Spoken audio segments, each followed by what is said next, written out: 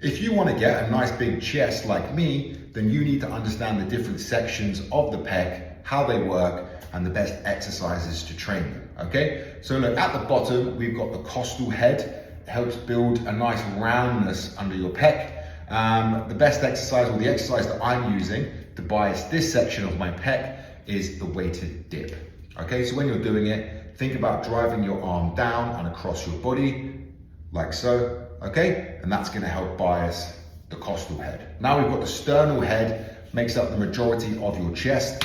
Any sort of press or fly variation is gonna help bias the costal head. You know, I am doing at the moment the barbell bench press and the seated machine fly. And what you want to think about, the cue that you want to think about, is trying to touch the inside of your elbows together, right? So whether it's a fly or a press, just that mental cue of bringing the elbows together in front of your body is going to help target and bias the sternal head, which makes up most of your chest.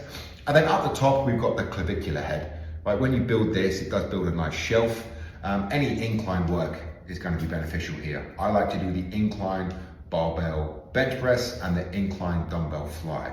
And then from a cue perspective, you want to think about trying to pull or touch the inside of your bicep to your clavicle.